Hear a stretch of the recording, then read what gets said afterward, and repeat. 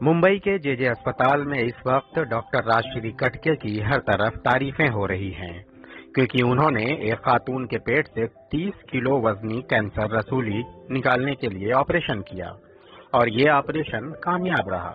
Operation के बाद मरीजा खातून की तबीयत अब काफी बेहतर बताई जा रही है।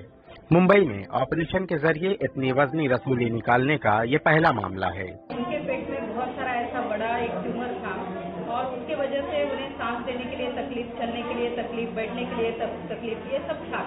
ऐसा लग रहा था कि जैसे इनके पेट में 3 किलो के 10 बच्चे हैं, क्योंकि पूरा ट्यूमर जो था वो 30 किलो का, 30 किलो के ऊपर भी निकला है।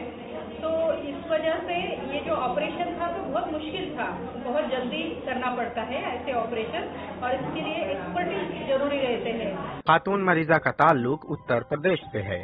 वो तवील अरसे से इस बीमारी से परेशान थीं। उन्होंने पहले मुरादाबाद के एक अस्पताल में अपना इलाज करवाया, उसके बाद दूसरे शहरों का रुख किया, लेकिन आराम न मिलने पर उन्होंने मुंबई के जेजे अस्पताल का रुख किया। 25 जनवरी को उन्हें जेजे अस्पताल में दाखिल किया गया और तमाम तिब्बी जांच के बाद 4 फरवरी को उनका ऑपरेशन किया गया।